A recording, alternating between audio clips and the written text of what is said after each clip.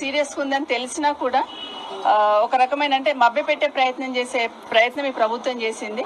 ఇప్పుడు ఆ అమ్మాయిని తీసుకొచ్చి ఇక్కడ పెట్టున్నారు. నిజంగానే అమ్మాయిని చూస్తుంటే కొంచెం బాధగా ఉంది. చాలా సీరియస్ గా కడుపు నొప్పితో బాధపడుతూ ఆ రోజు మండే నుండి మొదలు పెడితే ఇప్పటి వరకు సెలైన్ మీదనే ఉంది ఆ అమ్మాయి.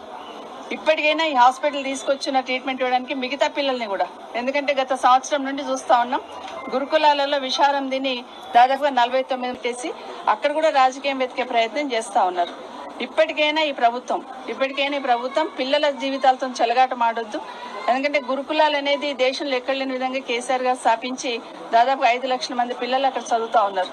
వాళ్ళను ఉన్నత శిఖరాలకు అధిరోహించినట్టు వాళ్ళను చదివించాలనే ప్రయత్నం కేసీఆర్ గారు చేస్తే ఈరోజు ఈ ప్రభుత్వం వచ్చిన తర్వాత ఒకరొక్కరు చావు బాటన పడతా ఉంటే బాధ అనిపిస్తా ఉంది. ప్రభుత్వం చిత్తశుద్ధితో పనిచేయాల్సిన ప్రభుత్వం గాలి కొదిలేసి రాజకీయాల మీద పెట్టినంత దృష్టి ప్రజా సంక్షేమం మీద పెట్టట్లేదు ప్రభుత్వం. కాబట్టి ఇలాంటి దారుణమైన పరిస్థితులు ఏర్పడతా ఉన్నాయి. ఇప్పటికైనా తాండూరులో ఉన్న వికారాబాద్ హాస్పిటల్లో ఎవరికైతే ట్రీట్మెంట్ ఇప్పిస్తున్నారో ఆ పిల్లలను కూడా జాగ్రత్తగా మంచి ట్రీట్మెంట్ ఇప్పించి వాళ్ళకు మంచి ఆహారం అందించేటట్టు చేయాలని. ఎందుకంటే వాళ్ళకున్న పెండింగ్ బిల్స్ కానీ అలాంటివన్నీ ఇస్తేనే కదా వాళ్ళు చేసేది.